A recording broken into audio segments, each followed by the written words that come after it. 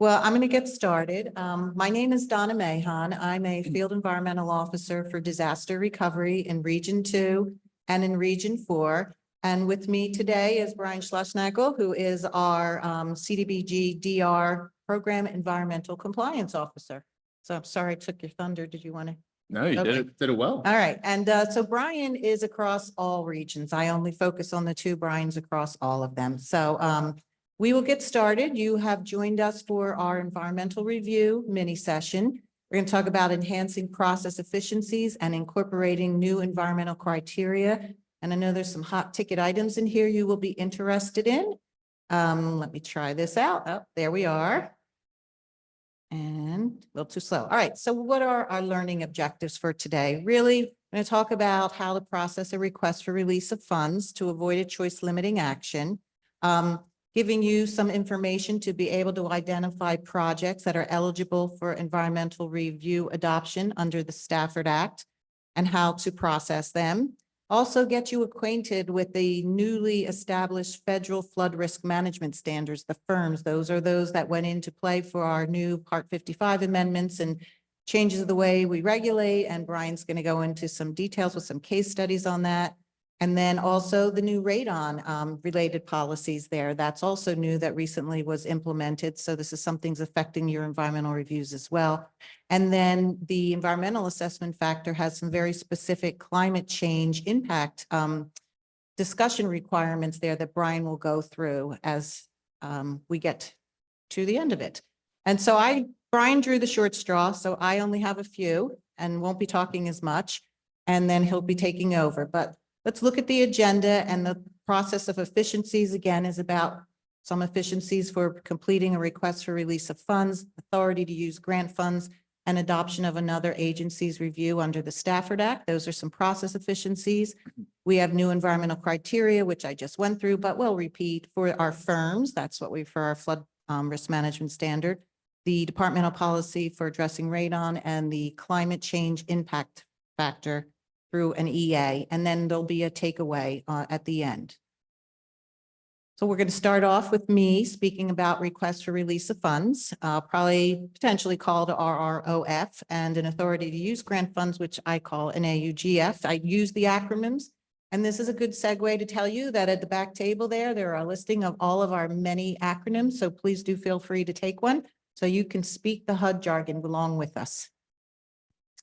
All right, so what are some reasons for processing a request for release of funds? There's two reasons, really. It is about informing the public about a proposed project and allowing for comment. So that request of release of funds is that process for doing that. It's the requirement that you do that. And this way we are implementing the NEPA requirement for the public notice and comments. And this applies to just CEST, categorically excluded, subject to Part 58 reviews, as well as to environmental assessments and even environmental impact statements. So when you have projects of that level of review, then you need to process a request for release of funds. There's two different comment periods associated with those levels of review. There was one at the local level, and then there's also the HUD 15-day objection period. And I'll talk about what those comment periods are in another slide. It's also for a certification process. It's where the responsible entity, all of you, need to certify that you actually carried out that review, that you were the ones making the decision on that action that's being undertaken with federal funding. You are certifying that it's compliant with our Part 58.5 and 58.6 and all applicable state and local laws.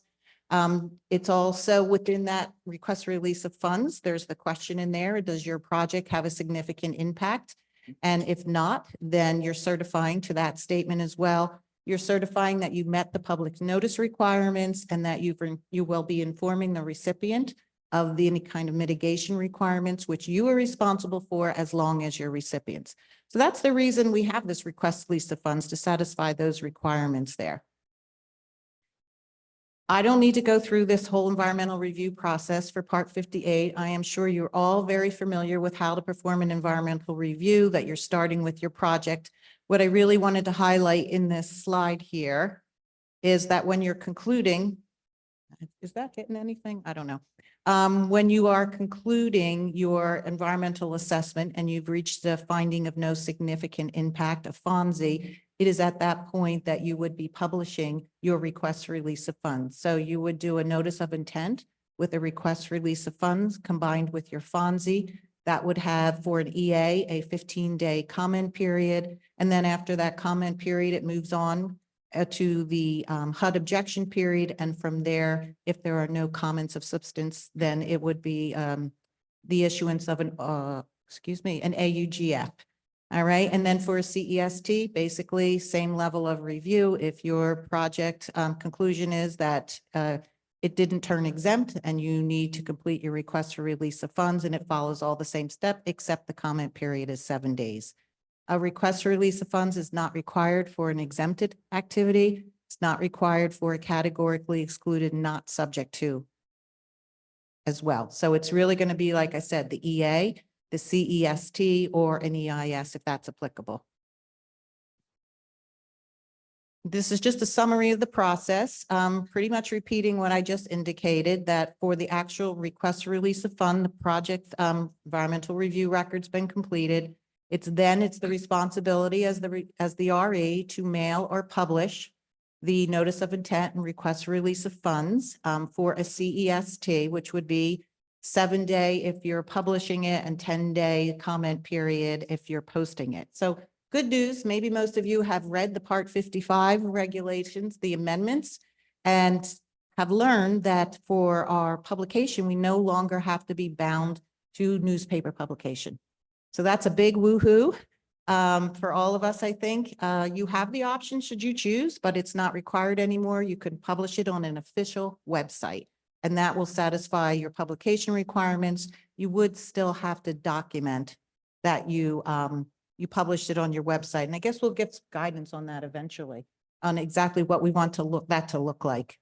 If you have any comments as a result of that publication, you would need to address those comments if they are applicable. And then if not, the next step for processing that request for release of funds is to sign it after the comment period concludes. If there's no comments, then it's the RE signing that request for release of funds and submitting it to HUD.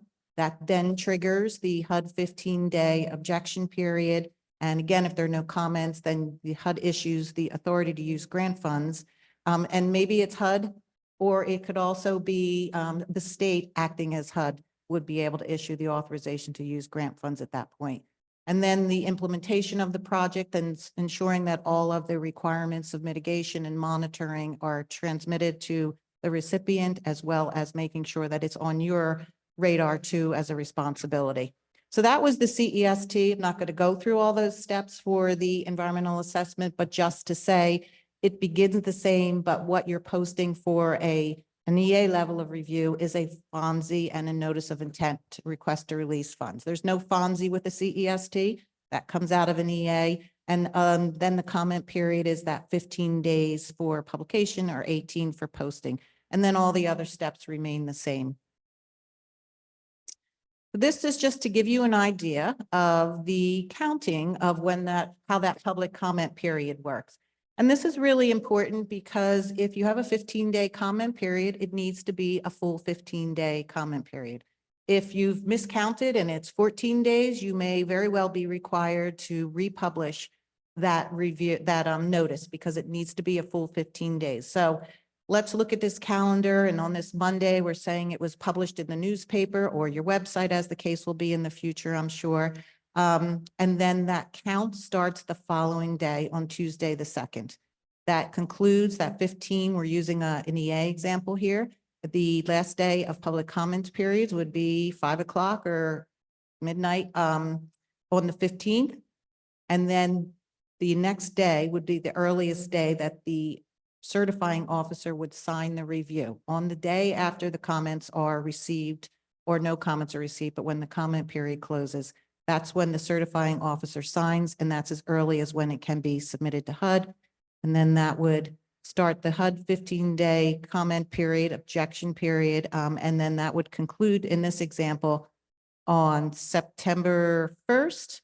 And then based on that, HUD would be able to issue the AUGF or the state on September 2nd. And there's a little note here that I would just point out that if that AUGF issuance date is a weekend or a holiday, the effective date is going to be the next business day.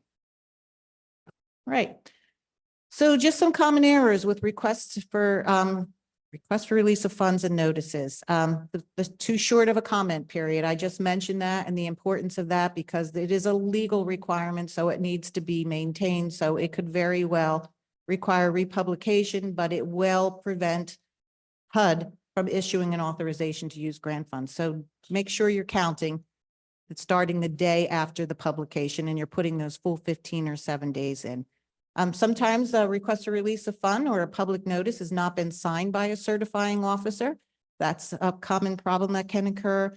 Or there's no delegation letter on file, meaning someone signed as a certifying officer, but we're not really sure who that certifying officer is who has that legal authority to assume the responsibility for it.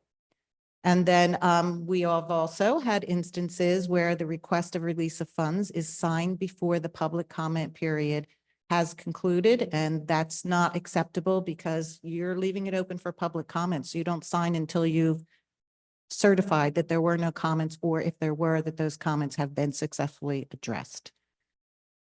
A project description is a requirement in the request to release a fund and the notice. And so if it's too vague or it's not consistent with the public notice, that could be a potential concern and a reason why an AUGF could not be signed. There may be that there were, and does not direct comments. Oh, it could be that the public notice didn't accurately direct who comments should be sent to. This is a pretty good list of things that can happen here that you want to think about. Using the HUD template, recommended template, you should use that and make sure all the required language is in there. And Brian, will you refresh me? What is the particular language that goes into the request for release of funds that you talked about yesterday? Remember? Is that for a Stafford Act adoption, or you're going to do it or no? For For now. project scope? For project scope. Was there something else or that's covering it? That covers it. Okay, all right. It was more for. It was more adoption adoption. Okay. Sorry for that confusion. We had a conversation yesterday. It's stuck in my head. Also, it could be an instance where there was a notice of intent, a request to release a fund, public notice published, but it didn't have a FONSI. It was an EA level of review and it didn't have a FONSI, or the FONSI was published, but there was no NOI RROF. So that's another common issue that would require you then to re-notice and then resubmit for authorization to use grant funds. And also, this happens more than you may realize, more than I realized, is issuing a public notice for an exempt or a categorically excluded, not subject to level of review. It's not needed for those. And then we will see requests for release of funds come in for those types of activities. And also just the fact of issuing a public notice. You have the expense, the time, and it's a delay and it's unnecessary. So that is just something that is worth pointing out as well. And then the last bullet here is talking about missing a request for release of fund for HUD grants. So in disaster recovery world, and I guess in other scenarios as well, you can use more than one HUD funding source for your project. So if you, for example, are going to use DR funds for your project, you're going to supplement it maybe with home funds. You need to have two separate requests for release of funds and two separate authorizations to use grant funds. Now, where to create some efficiency there is when you publish that public notice, clearly include your complete project description, which you're required to do anyway, and identify that you're going to have those two different funding sources. And then that public notice can satisfy both of those individual requests for release of funds and authorization to use grant funds. Okay. And this is worth mentioning. This mostly is going to apply if you're just within a year of your presidentially declared disaster, but our regulations allow when there is an emergency basis, some threats to health and safety, a combined public notice and HUD objection period. So if you have an emergency situation that you'd have to document and justify in your environmental review record, why it can't have the two comment periods because it's an emergency for imminent health or public safety, that would have to be justified, like I said. In that instance there, our regulations do allow that you can combine your public notice comment period with the HUD objections. So if you've completed an environmental assessment level of review, you have a 15-day comment period. There's a HUD objection 15-day comment period.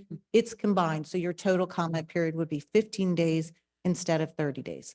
And really for presidentially declared disasters, we say after a year, that's really not going to be applicable. So if that would come up, I would highly recommend talking to your field environmental officers to see if there's some reason to justify using that provision.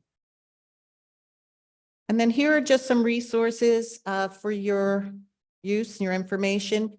The request for release of funds form, the 7015.15, that is the form you would use. And I just want to highlight there, you cannot alter that form. It has to be submitted fully as it is. I have seen it altered. It became a finding during a monitoring and had to be rectified. So I don't want to have you in that situation there. And where that confusion may come in is when you're adopting a Stafford Act review and somebody might think that, oh, I don't have to certify to all of these because this was a FEMA project. You always got to leave it unaltered and use that as your submission. There's HUD templates out there on the HUD Exchange for those notices that you can use to draft yours and finalize them. And also HEROES. HEROES is a good resource for performing your environmental reviews. And if you need information on how to use HEROES, there's a lot of really good tools out there on the HEROES Exchange. All right, that's it for the request for release of funds and the authorization to use grant funds. Now I'm just going to talk about the environmental review adoption under the Stafford Act. So we're presidentially declared disaster, the appropriation bill and also our allocation notices allow that you can adopt a FEMA, a review under the Stafford Act. I say FEMA because it typically does apply to FEMA cost shares. So under those authorities, you could, if you're matching dollars or you're contributing more money, doesn't make a difference, to a Stafford Act or under particular provisions of a Stafford Act, which are like 8 of them, I think, 402, 403, 404, 405, 408, 502. If your project and the FEMA project falls under one of those categories, then you can adopt that review from FEMA without having to do any further supplementation if the scopes of work are the same. I kind of jumped ahead. And I'll go through the chart on the next and it'll be a little bit more clear than me with my speed talking. So you are able to adopt those reviews without supplementing them, and you submit a request for a release of funds. There's no public comment period, no public notice requirement, no public comment period. You just immediately can send that request for release of funds once you've confirmed that those scopes are the same. And then HUD will immediately be able to issue the authority to use grant funds. It doesn't have to be supplemented. There's no public notice requirements. And it's just submitting it to HUD and then getting a very fast turnaround on the authorization to use grant funds. And there are resource materials out on our HUD Exchange. There is the HUD memo on how to adopt it. Also, there are the consolidated notice puts information in there as well as how to do that. And then here, which is my last slide, is this environmental review adoption under the Stafford Act. So to begin that process, and we talked about how to do this. So this is the process. You would obtain, so say you have an applicant comes in, an applicant applies, says, I'm looking for a cost share for my FEMA match. Here's my funding application. You look at that application, you request the record of environmental consideration from FEMA. You look at that project. Your first step would be to confirm if it is one of those provisions of the Stafford Act, which are listed over here in the left black box on the left. If it is one of those provisions of the Stafford Act, then the next step would be to look at that rec closely, compare it, excuse it, compare it with the scope of work that you're funding for the on behalf of the applicant. And if those align, then you would proceed to creating that environmental review record to say, okay, I examined this. The scopes of work are the same. I'm now going to submit that request of release of funds to HUD. I'm going to include in that request for release of funds that I am adopting this review, indicating the total dollar amount for those reviews, all those adoptions. And what was Is that everything? Okay. So you need to document in that request for release of funds what you're doing. Now, I'm going to just take the opportunity here to say that you may be making a request for that release of funds, and you may be adopting more than one FEMA review. You can adopt several reviews under one request for release of funds. And an easy way to do it that I recommend and I've seen put in practice is to have a spreadsheet attached to that request for release of funds that identifies all of those projects. So it would have your applicant name, it would have the level of review you're adopting. It could be a FEMA StatX or a CADX, an environmental assessment indicating what it is, who the applicant is, and the amount of money that the DR funds are using to fund that. Include that on your spreadsheet, and whatever that total amount is for all of those projects would be the number that is in your front page request for release of funds. So in those cases, once that's submitted, again, there is no waiting here. HUD would immediately issue the authorization to use grant funds. Now, if you run into a situation where you've looked at the rec and you've looked at this, the Stafford Act, and it's like, oh, okay, this is one of the provisions under the Stafford Act, but it's not the same scope of work, then you cannot just adopt that environmental review. In that case, you would have to prepare a Part 58 HUD review. You could rely on some of that FEMA information potentially, but you'd have to be creating a new review, which means you're going to follow your typical process, which is creating the environmental review, making your determination finding, and then doing your NOI or RROF, and then submitting it for your authorization to use grant funds. And then at that point, it's going to have the 15-day objection period. So you're following the usual route if, in fact, your scope of work is different from that FEMA adopted review. And that's it for me. Oh, sorry. No worries. Thank you, Donna, for that great overview on adoption underneath the Stafford Act. I have the honor and privilege to discuss one of our probably most monumental, or at least in my opinion, one of the most monumental changes to environmental review policy at HUD, probably within the past decade.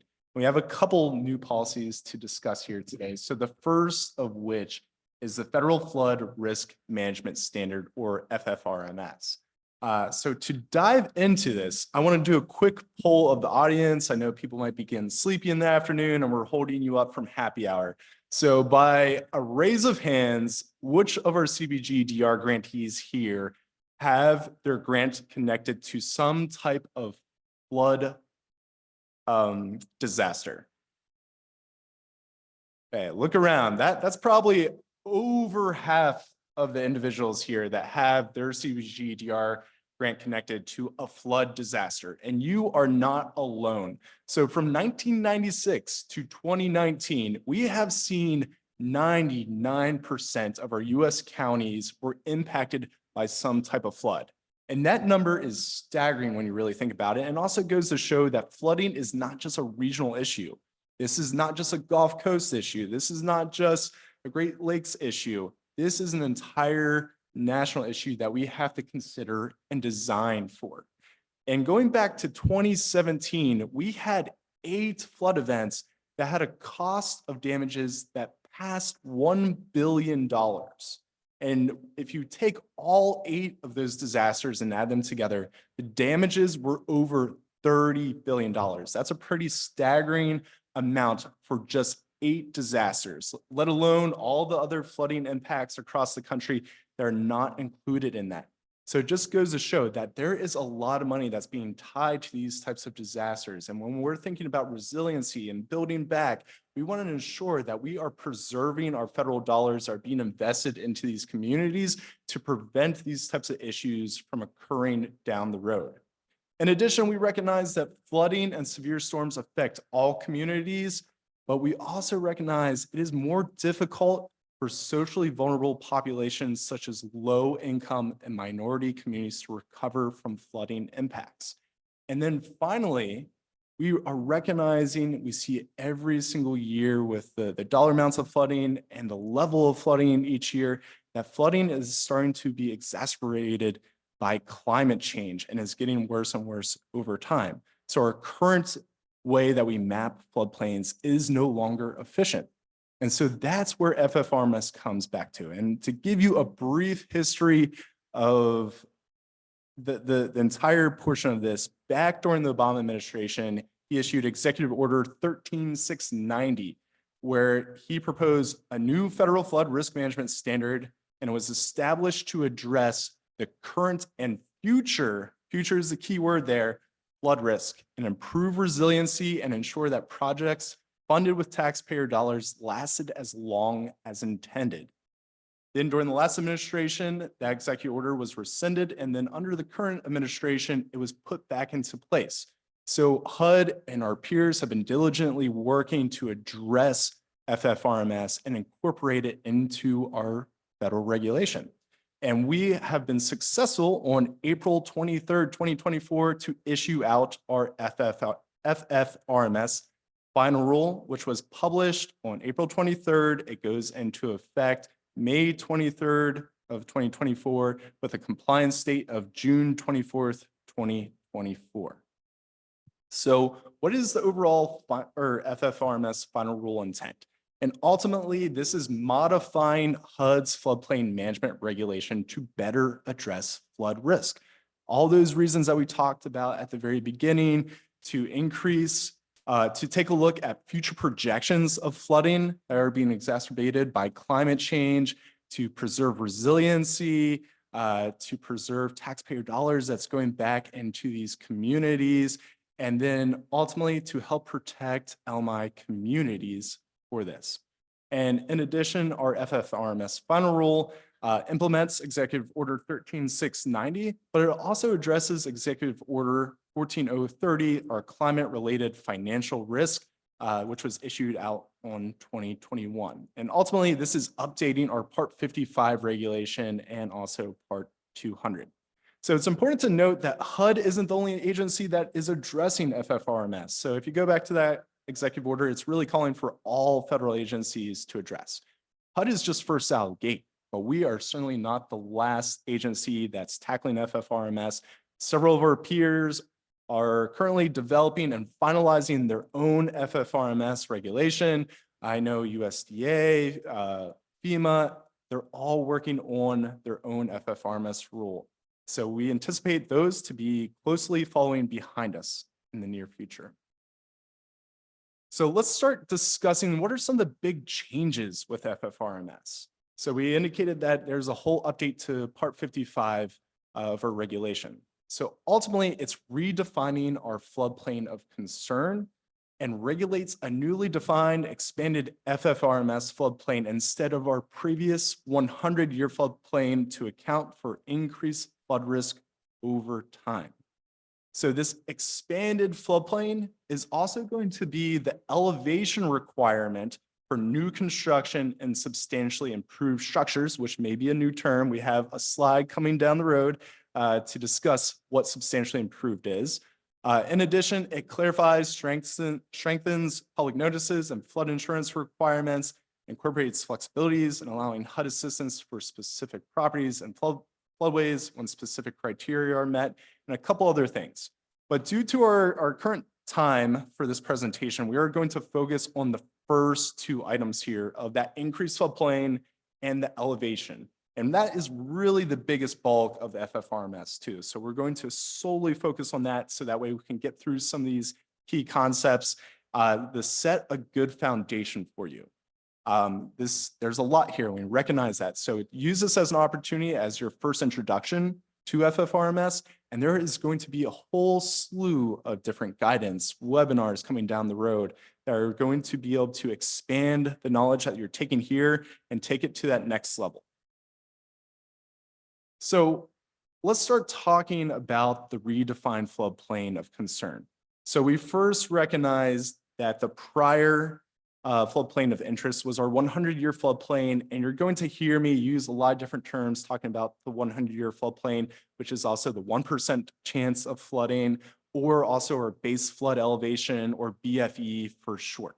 So we are building upon that BFE, and we are both going to extend in the vertical direction and horizontal extent, which is shown on the graphic on the right-hand side as our FFRMS floodplain.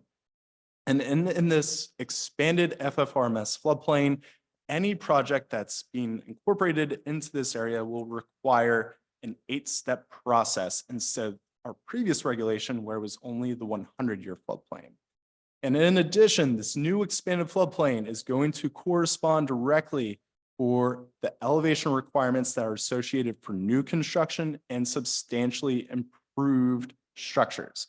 So what does substantially improved mean? So this is a new definition and term that we have with FFRMS. We've defined that in our regulation. But in short, this is when we have modernization that is going to equal, or it will equal or be greater than 50% of the overall project costs for the costs associated for that structure prior to the structure occurring or prior to a disaster occurring. In addition, if you have a structure and you're increasing the dwelling units by more than 20%, that is also considered substantially improved.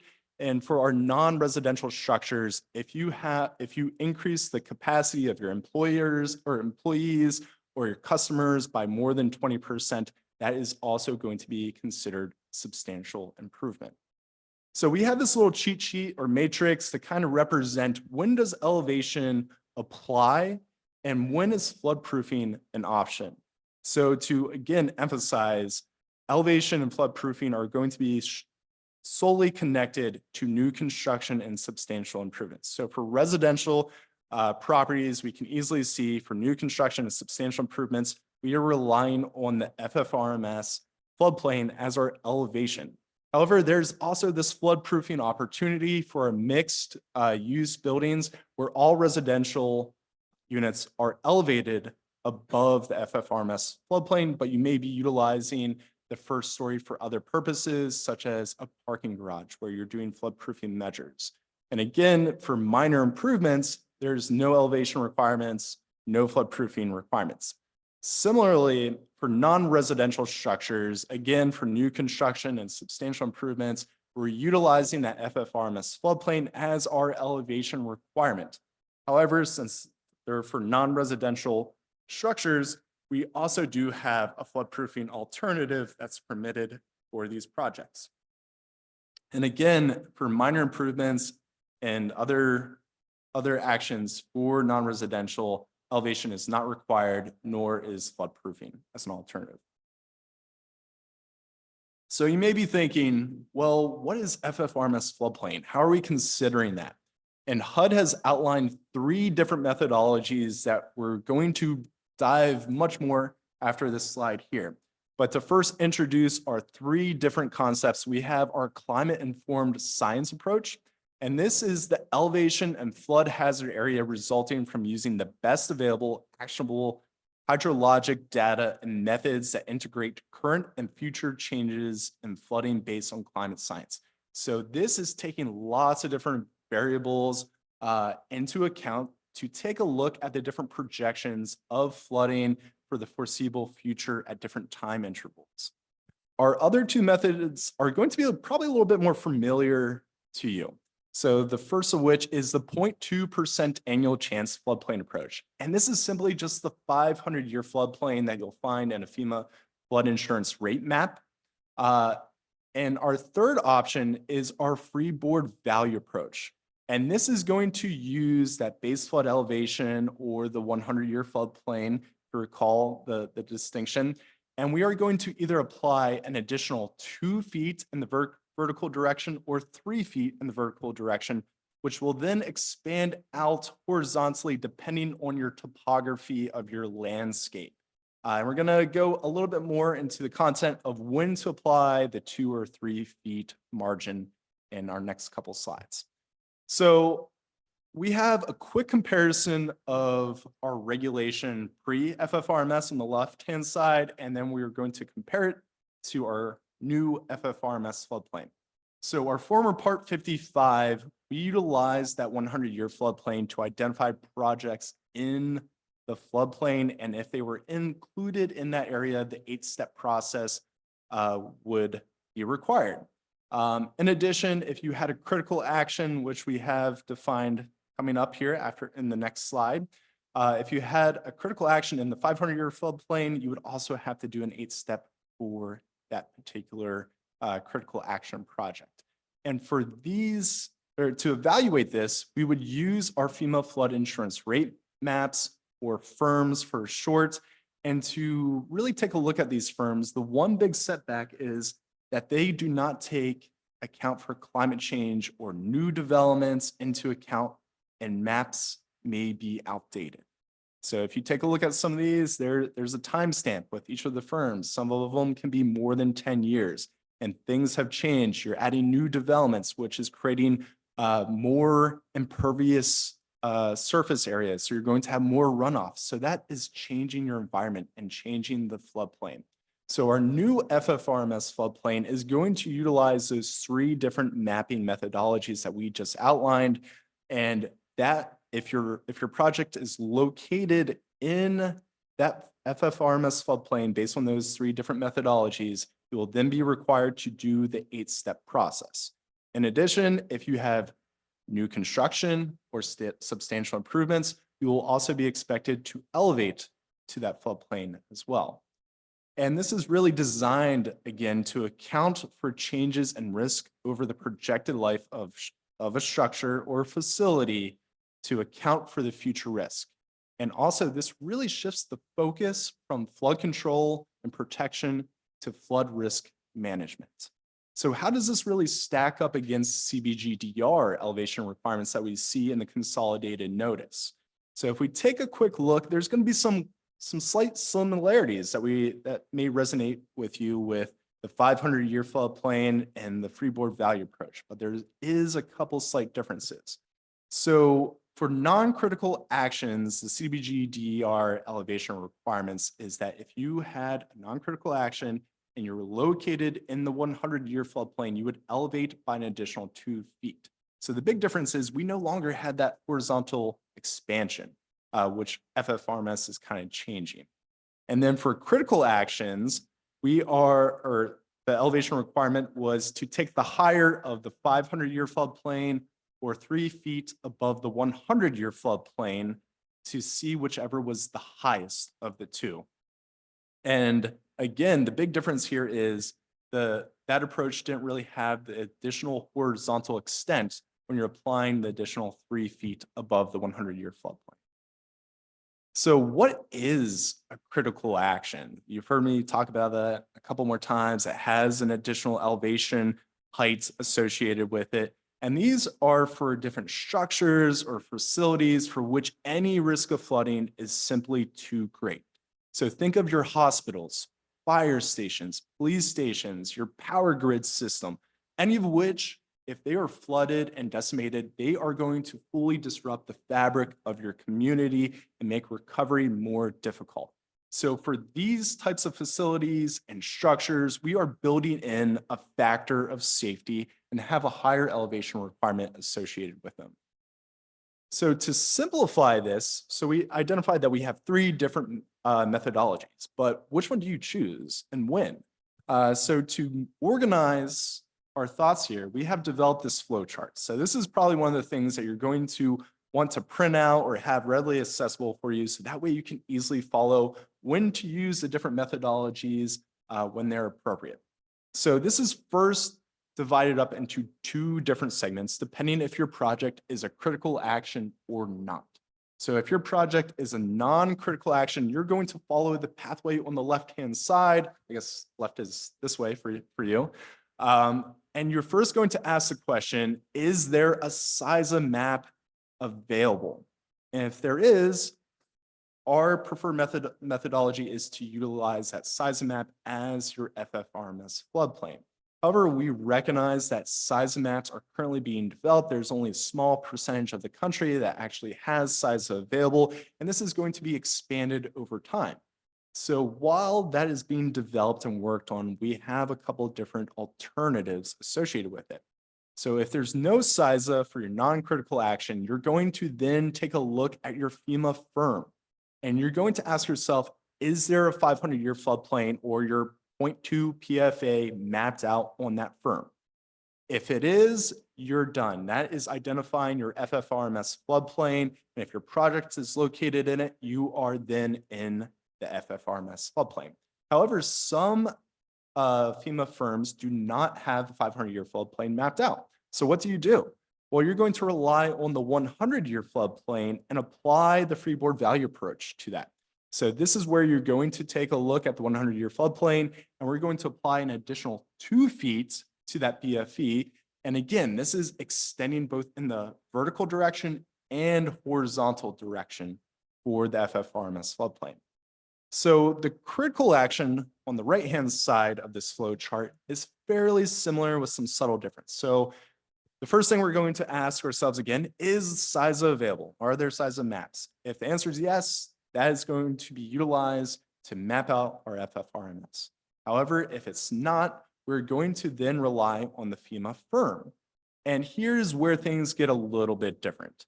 We are going to first identify where the 500-year floodplain is, but we are also going to apply the freeboard value approach. But for critical action, it is BFE plus 3. Paying attention. So we are going to then compare our 500-year floodplain elevation and our BFE plus 3 to determine which is higher. And whichever is higher, that is going to be our FFRMS floodplain. However, if there's no 500-year floodplain that's mapped out on your FEMA firm, by default, FEA is going to be the higher, so we will then rely on that methodology.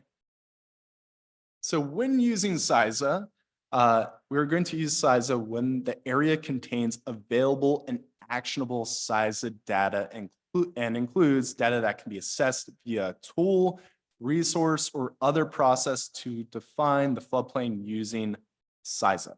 And this is where things get a little bit tricky, so I want to really emphasize this. So this is going to be required when HUD has adopted a tool, resource, or other process through a federal registered notice. So in FFRMS, HUD has outlined our different processes of evaluation. However, we have yet to fully adopt our CISA approach that we're going to consider. So that is very important to make note currently. So when we do, you're going to go through this verification method as well.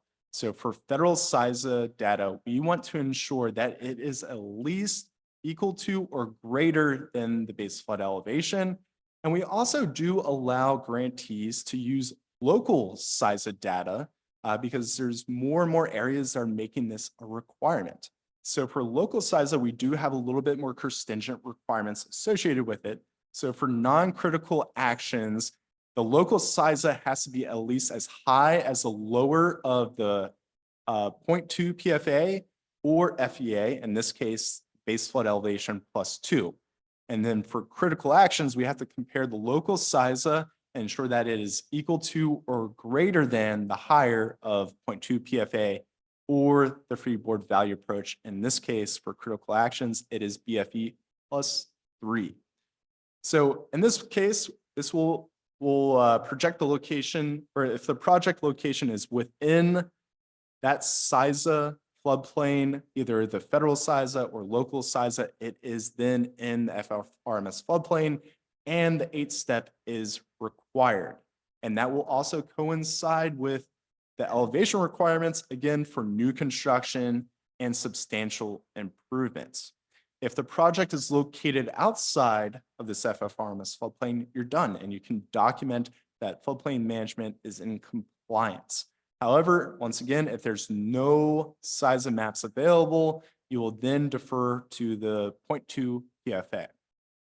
So I do want to make note that there are a couple things being developed by the federal government. So there is an interagency working group led by the White House, where we have CEQ, OMB, FEMA, NOAA, and also HUD working on the development of the Federal Flood Standard Support Tool. So this is something that you can already go in, take a look at it. It has lots of great references back to the executive order outlining what CISA is, what the 500-year floodplain is, what the freeboard value approach is, and can give you lots of great additional resources for FFRMS in total. It also has the tool for CISA as well. So in this tool, there is a small portion of the country that is currently being mapped, and this is usually in larger cities on the coastline. And over time, more and more areas will be mapped out, and also more ravine areas will be mapped over time as well. And again, I want to emphasize that to date, HUD has not adopted the FFSST, which is a tongue twister with all of our other acronyms, or any other CISA tool resource in the Federal Register Notice with comment. So in the meantime, there is also local CISA maps. So this is actually a local CISA map put together by the city of Fort Worth. So REs can voluntarily define FFRMS floodplain utilizing those local CISA maps when state, tribal, or local government has formally adopted through code or other formal adoption measures, a tool or resource, or written standards.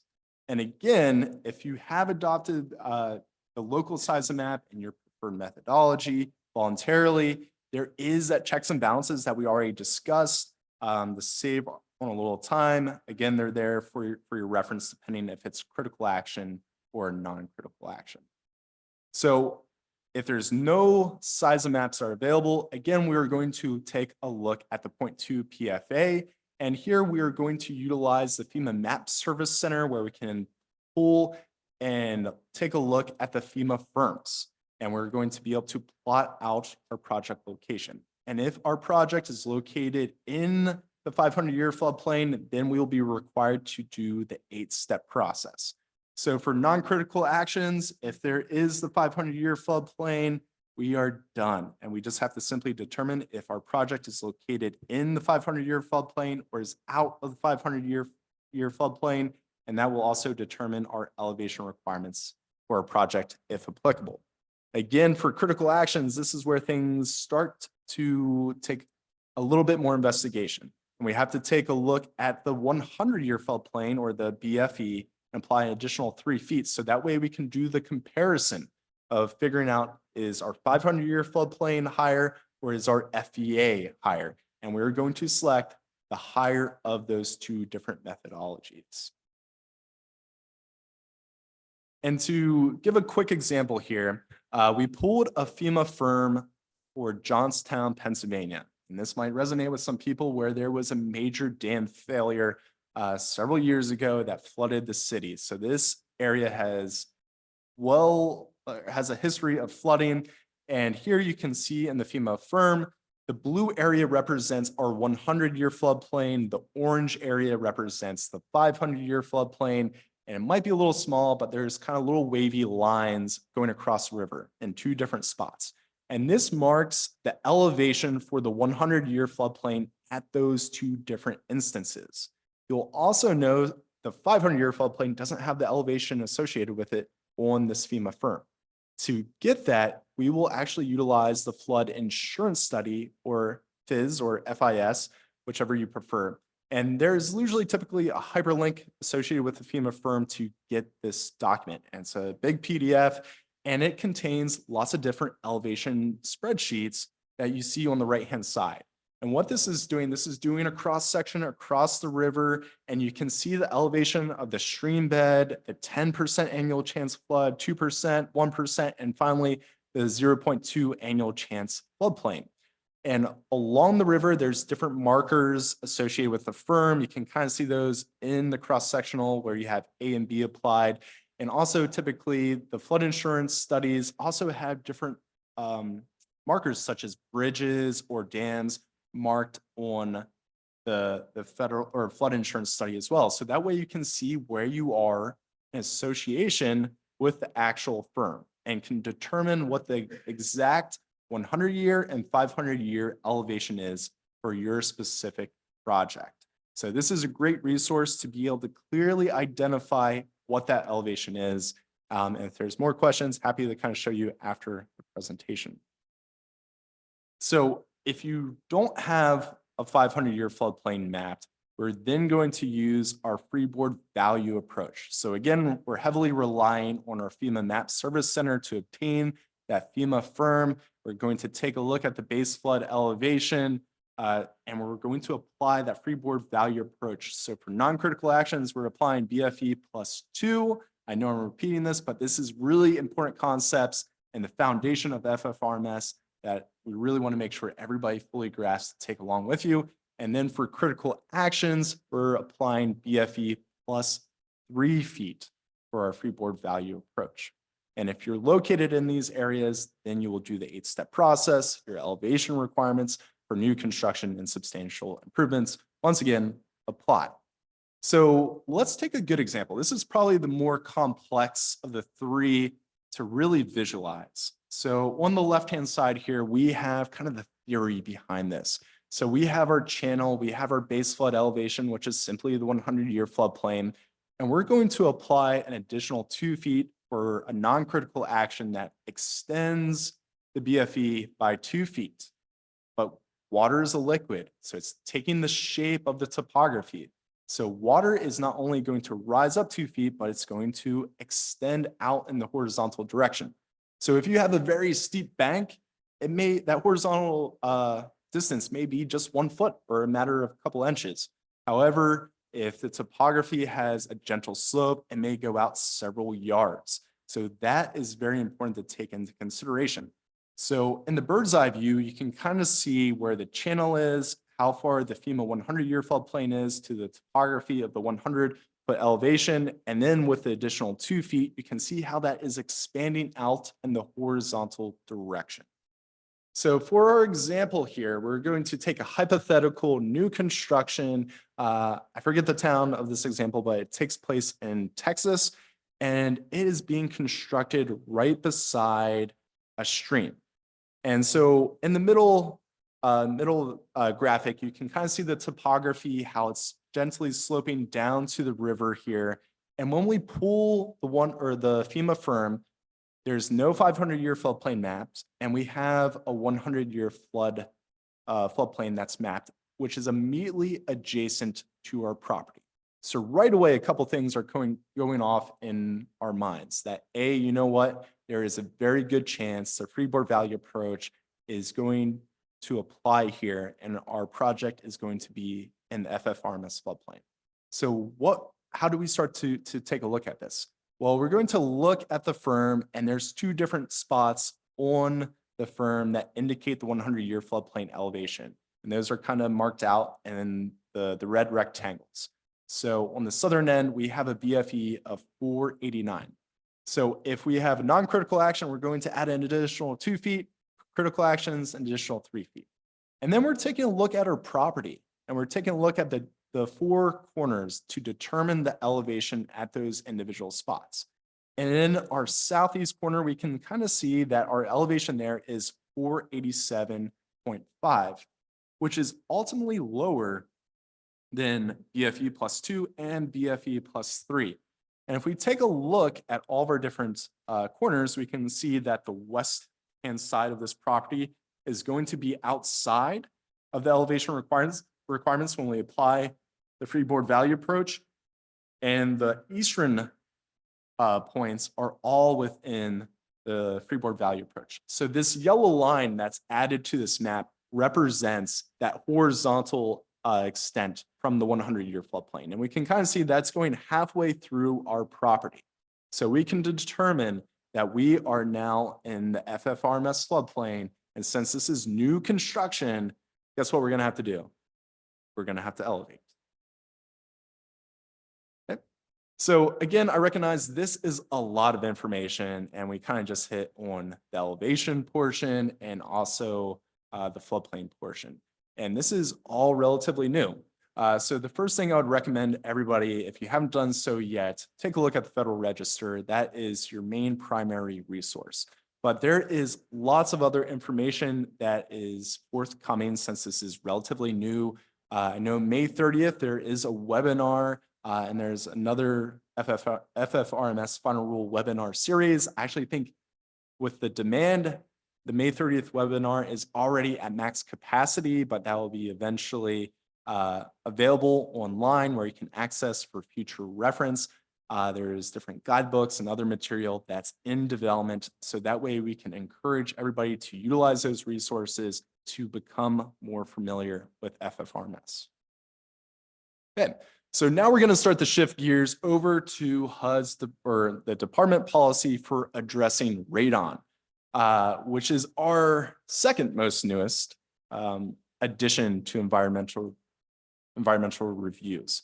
So to give you a little bit of context for radon, to set a good foundation here, radon is a radioactive, odorless gas naturally found in almost nearly all soils. And it forms when radium and certain other radioactive metals break down in rock and soil and water. And so those radon gases start to seep through the voids of the soil and make its way to the surface and eventually into the atmosphere. However, if you have a structure that's on the surface, those radon gases are being seeped into the building, and typically that building, if it doesn't have good ventilation, is being trapped in that building. And ultimately, this is where the most common human exposure occurs for radon by inhalation indoors. And radon is the leading cause of lung cancer for all non-smokers. And for our smokers, it is the second leading cause of lung cancer. So those are some very staggering statistics when you think about the leading cause of lung cancer for non-smokers. So one of the things that you might be asking yourself is, well, what level radon should I ensure my property, my home is at for a safe level? And the EPA has recognized technically there is no safe level of radon exposure, but there are different levels that increase your risk more so than others. And the EPA has recommended that if a radon level is equal to or greater than 4 PCIs per liter, then that home should be fixed or mitigated to reduce your exposure and risk to radon. And then for homes that have a level that's less than 4 PCIs per liter, but is greater than or equal to 2 PCIs per liter, then you should consider mitigating and fixing your home as well to reduce your risk. So with that key information, HUD issued out our radon policy via notice CPD 23103 on January 11th, 2024. And this goes into, or went into effect rather, on April 11th, 2024 for our non-tribal recipients. And for our tribal recipients, it goes into effect January 11th, 2026. So this ultimately came out via CPD notice versus rule changing or regulation changes, because we ultimately already had a lot of content in our regulation that already speaks to this information. Specifically in 24 CFR 50.3I and 58.5I2, it clearly indicates for our site contamination regulations that programs or projects must be free of hazardous materials, contamination, toxic chemicals and gases, and radioactive substances where a hazard could affect the health and safety of occupants or conflict with intended utilization of the property. So with that, it kind of specifically calls out different radioactive substances, of which radon is. In addition, we have some other information or regulations that indicate that a contamination analysis is required to determine potential or known presences of contamination at or near the site. So we're going to take those two key concepts and apply it to radon. So ultimately, through the notice, HUD has identified and adopted that EPA threshold of greater than 4 PCIs per liter as our indoor radon action level. And to determine that, we have four different methodologies, and our preferred best practice is to utilize the American National Standard Institute and the American Association of Radon Scientists and Technologists, radon testing and mitigation standards. We also have 3 other alternative strategies if testing is not otherwise required by your local law or regulations. So that's an important note. There's lots of states that have more stringent radon requirements out there, so make sure you're complying with your state and local radon requirements as well. And here there is do-it-yourself or DIY testing, and this is use of individual DIY home radon test kits that you can purchase at many different places, such as different hardware stores and things of that nature. There's also the continuous radon monitoring devices, and this is to be used by trained local government staff in remote areas. And then finally, we have review of science-based data by either state or tribal geological data, CDC radon test data, or other credible resources. So what do you do if you determine a property has radon level of higher than 4 PCIs per liter? And that's where you're going to enter into a mitigation plan. And there are 5 key things that you're going to do during this time. You're first going to identify that radon level pre-mitigation. Next, you're going to develop a radon reduction system to apply into the actual home or building, and then also have an ongoing maintenance plan. So once you have a mitigation plan or a system put in place, it's important to make sure that it's always operational, because if it's no longer operational, then you're more susceptible to radon gases and potentially cancer. Finally, you have to establish a timeline to make sure you're on track. And then finally, you need to do post-installation testing to verify the mitigation system is working appropriately and is below that 4 PCI per liter requirement. So you might be asking, how does all this get paid for? And that's a very important question to ask. So radon testing and mitigation measures both are fully eligible costs under the CDBG-DR and CDBG-MIT programs. So again, they are fully eligible costs for both testing and mitigation measures. So going into our preferred best practice, we first want to recognize there is no national federal radon testing nor mitigation standards of practices. And that's where we actually utilize ANSI and AARST that have become the industry standard for both radon testing and mitigation for a variety of different situations. And these have really become the industry standard and is ultimately our preferred means of evaluating and mitigating radon. To make note, there is lots of different resources on their webpage that are available for free. The latest documentation that you want to take a look at has been published for the 2023 year. And there's 2 current protocols for testing. The first one is the protocol for conducting measurements of radon and radon decay products for in-homes. And then the second is focused on radon and radon decay products in multifamily, schools, commercial, and mixed-use buildings, which kind of have a different key approach associated with them. So again, those are all available for free via PDF on their website. So let's start to dive into our 3 other alternative strategies when our preferred method is not feasible or not available. So one of the options is for do-it-yourself testing.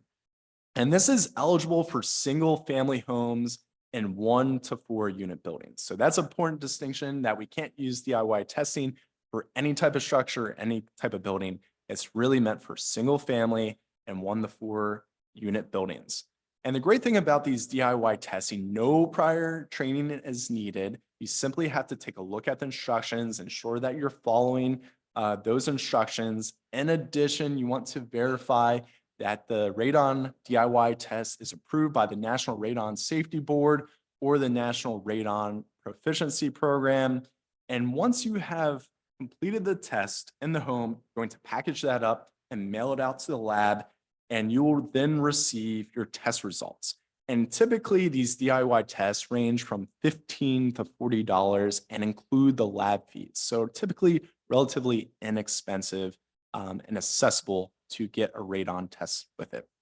The second alternative strategy is the continuous radon monitoring, or CRM devices. And this is really intended for remote areas where other types of testing is not possible or feasible, and it's ultimately conducted by trained staff at the local government. Typically, it's going to be done by local health department. And ultimately, this is monitoring a home or a building over time and typically doing different samples once an hour to determine your different radon levels throughout the day, because ultimately people come and go in different buildings, and that's going to impact your overall radon test. And this is ideally approved by NRSB or NRPP. The last approach is to review of science-based data. And again, I said this before, is to use a reputable source. So either this is going to be a state radon test database, the CDC has a National Environmental Public Health Tracking Radon Test data, and there's also different state, tribe, and radon measurement data or geological studies. And with this scientific-based data, we are going to take the average pre-mitigation radon results. That's very important. That's pre-mitigation, because we don't want to group in post-mitigation, because that's going to skew our numbers. And we want to have at least 10 results in the past 10 years for a geographical area that's no larger than a county. The smaller, obviously, the better. And you're going to see why in one of our next slides, which is coming up here on the right-hand side. So there's a couple different examples that are available to gain scientific data. The left-hand side is an example for the CDC database here. And whenever possible, you want to utilize the state information in the CDC database. If that is not available, then you can go and utilize the lab information. And again, remember the 10-10 rule, that you need to have at least 10 tests in the past 10 years to have ample data. And then on the right-hand side, this is done by the University of Kentucky. And Kentucky is one of those states where radon is very, very prevalent. And what I like about this resource that's been done by the University of Kentucky is to show you how much radon can change from one building to another, even amongst your neighborhoods. So what you see before you is a pretty common suburban development with many different houses. And you see all these different bands of colors, some green, some yellow, and there's even a brown section on the top left-hand side. So you could virtually have an area where your home is below that 4 PCI per liter threshold, but your neighbor might be well above that in a matter of just a few feet. And all this is really dependent on the different types of soils and different elements that are occurring in your local geographical area. So this is very important to just make note of how things can quickly change from one area to another. And it's really important to really have adequate testing for every property. So with all this information, we also want to recognize that there's many cases. If we go back to our New York example, there are many counties here that don't have any tests. There's also several counties here with the kind of slash marks that have less than 10 tests available. So what do you do in those situations? Well, you can take a look to see if testing is an option. I won't go too far. Testing is an option. And there is a provision that's outlined in the notice that you should be aware of. And that requires 2 specific items to occur. And you must first identify the lack of scientific data and demonstrate there is less than 10 documented test results over the past 10 years for a given county of interest. And there are no other available scientific-based data that you can rely on to meet that need. The second key aspect associated with this is that the responsible entity needs to document that testing is infeasible or impractical. So ultimately justifying that the cost of radon testing is cost infeasible for the small budget that's associated with the project. And this is important to identify that this is going to be put into your environmental review record if you're trying to document this. HUD does not need to see this, but you need to ensure that you are amply documenting your determination and how you derived to that logic. And at this point, I do want to emphasize once again that CDBG-DR does have the eligible costs of radon testing and mitigation measures, and also DIY radon testing typically costs between $15 and $40. So in your justification, you need to consider all those different factors in order to derive and justify your overall determination. So there's going to be some situations where the radon policy does not apply. So first and foremost, if you have a non-HUD project, ultimately radon requirements are not required. And I'm going to speed through this and allow you to read because we got a couple more slides to get through for our next topic. And I do want to make questions available. In addition, a couple of the other ones to really call out is if you have a structure and the bottom of it is open air and allows the radon gases to escape to the atmosphere is another provision. And there are a few others here that you can read on your own. And finally, there's lots of different radon resources. Again, check out the CPD notice. There's a few other things on HUD Exchange now pertaining to radon, all which are really good resources. I know there's a new FAQ that's going to be coming out before too long. So lots of great radon resources. So our final topic for here is the climate change impact factor. And this relates going back to the Executive Order 14008 on tackling the climate crisis at home and abroad. And ultimately, this is encouraging federal policy to incorporate climate consideration into decision-making and building resiliency against climate change. And to incorporate that, HUD has developed our climate change impact factor, which applies to projects at the environmental assessment level of environmental review. So typically those are going to be items that are new construction or you're increasing unit density or of like. And so the call here is to consider potential climate impacts on residents, their safety, the well-being of the property, and then also the property on the climate as well. So on the right-hand side, there are a couple key things that should be of consideration. The first is the frequency and severity of national hazards affected by climate change. There are a couple key things that you should really keep an eye out for, such as flooding, sea level rise, extreme heat and cold, a few others. In addition, the climate change impact on site suitability, so the air quality for the individuals, the inhabitants, urban heat islanding effect, different impacts for water resources. So there are a couple key questions that you should be really asking yourself for the project and making this determination. I'm just going to highlight a couple of these so we can get through to questions. So is the project designed to withstand expected climate changes for the useful life of the building? What factors of safety is included to account for the margin of error and climate projections, and many more. So ultimately, as you're developing, you really want to kind of consider what does the future projection of your area look like and how are you building in a manner that's going to protect your residents and those that are occupying that area.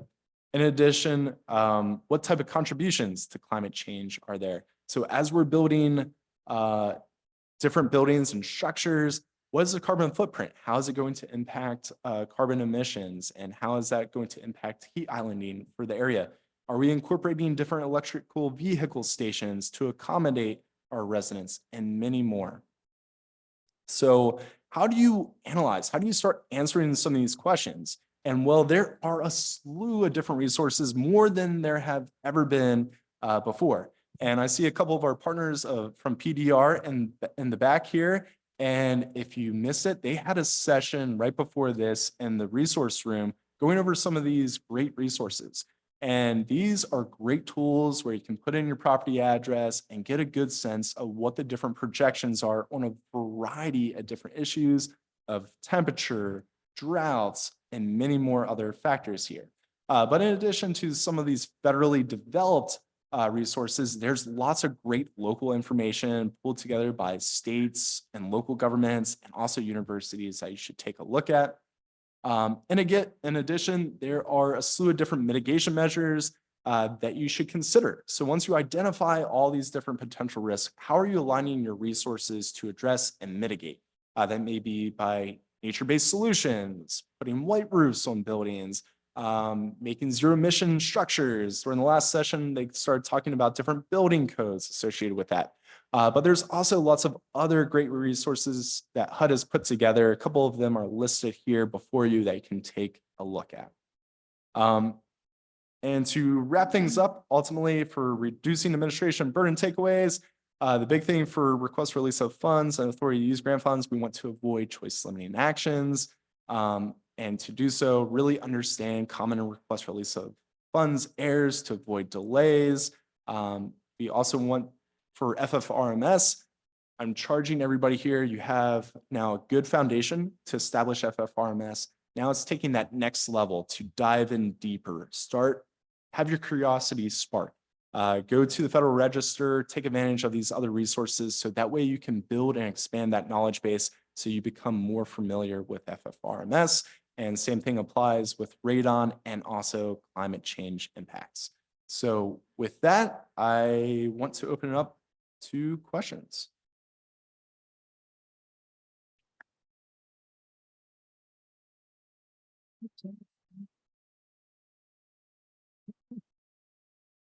We have a virtual question. Yeah. If you are just adding funding to a project, but it is from a different grant, do you need a RROF or just a CENST? So you're just adding a different, okay, you're adding supplemental funding to a project, existing project. Is prepared by the same person. I'm trying to think of.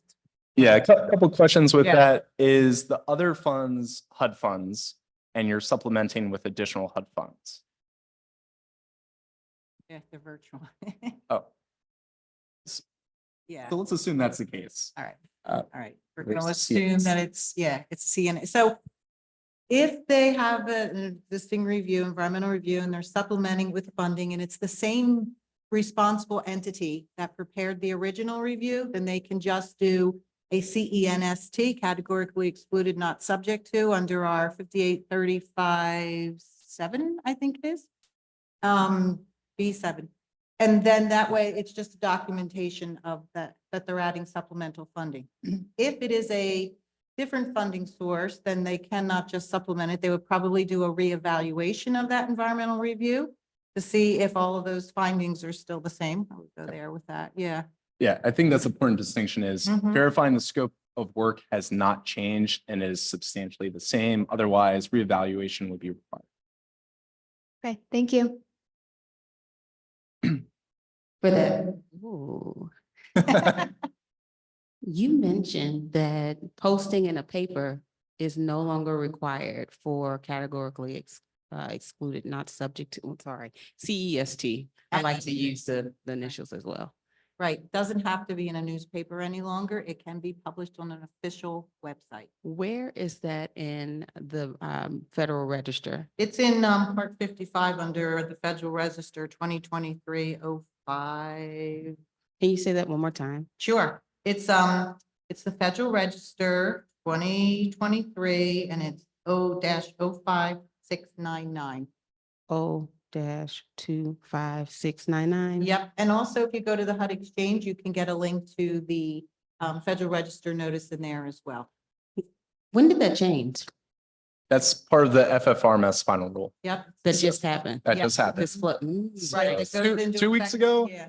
20, yeah, that goes into effect on May Okay, 23rd. that's important. No, I was just gonna, Yeah. please, Mm-hmm. when is it going to effect? May 23rd. Oh, that's next week too. Yeah. Ish. so soon. Okay, thanks.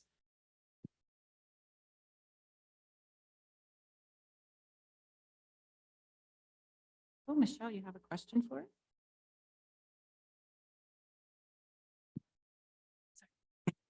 Okay. Hi, and good afternoon. Thanks so much. What a great presentation. I do have a quick question on radon for you.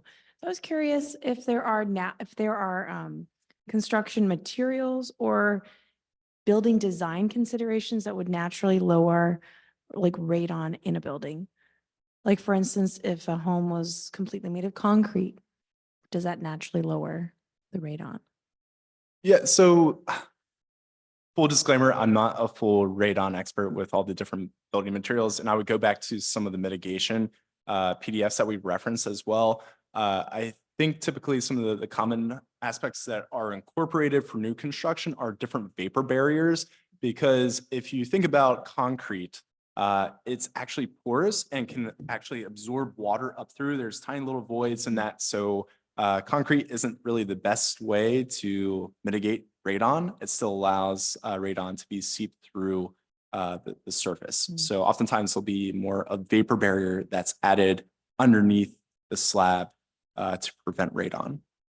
But there's many different strategies and tactics, and I would want to defer back to, let me speed through our preferred method, which has mitigation and testing options. So this is probably one of the best places to go to when discussing radon mitigation systems. Thanks. Good question. Hi, I understand this is probably not a quick question, but the flexibility within floodways for the FMRNS, is there anything you could kind of highlight for us in terms of how that's going to impact the floodways? So speaking to the prohibition of an activity in a floodway typically, and so how is that changed in Part 55? If it's a non-critical action and a functionally dependent use, then you have to do the 8th step, and there are certain requirements for how that's constructed. So there is, under our limitations of activities in a floodplain, and I forget the exact citation here. Let me look at my chart. But there is some flexibility there if it's functionally dependent, but it's always existed that if it's a functionally dependent use for a non-critical action, that you could include it in the floodway. And those are those critical actions that Brian talked about before. I'm sorry, those non-critical, which would be residential housing, some commercial and so forth. There is some flexibility for critical actions as well. If it's a functionally dependent use and it's designed a certain way, that is a change from our previous Part 55. So for the B zone. And I would say for those situations, since this is new for everybody, this is probably a good opportunity to consult with your local field office and reach out to your FEO or REO for additional guidance. This is new for everybody. It's going to take a little time to get familiar with it, and it's important to educate yourself, and it's going to get easier and easier over time. So the important thing is engage in good dialogue with your field office for additional guidance. And it's 55.8 limitations of HUD assistance in floodplains. I mean, and there are some additional things in there besides just functionally dependent use. Something else that's new is if you have de minimis improvements such as landscaping improvements, sports courts or trails, including minimal ground disturbance, or placement of impervious surface. There are some other exceptions that were not allowed before that can be given some consideration. And any of those, if you do that, are always going to require an 8th step. Because you really have to document why you would put something in a floodway and what mitigative measures you're going to take to avoid not just harming your proposed project, but indirectly and directly property surrounding and so forth. You're welcome. How would you clarify to grantees that an exempted activity under NEPA requirements still need to comply with Part 58.6 when they are considered exempted activities? So when they have to comply with it, yeah, okay, so there's typically not any kind of ground disturbance associated with a CENST level of activity. Regardless, you still have to make sure it's appropriate to use that federal funding. So what you're doing there is you're looking at Coastal Barrier Resource Act 58 under our 58.6 to just see if your project is in a coastal barrier resource unit, federal funding is prohibited. So regardless that you're not having a ground disturbance, you still would not be able to use federal funds in one of those units there. The airport zone doesn't necessarily prohibit you, but provides a requirement that you notify a property owner if you're in an existing home there. And then our flood insurance is going to be required regardless. If you're making an investment of federal funds, maybe you're using it to purchase equipment, and permanently affixed equipment is something that does require flood insurance because again, it's a protection of the federal funds. Yeah, I think they'll also hit on flood insurance as well. This is going to be hit on Thursday morning's flood insurance requirement, but FFRMS is not impacting the flood insurance requirement. It's staying in the 100-year floodplain. We'll go into that more on Thursday morning. Just make that distinction. Thank you.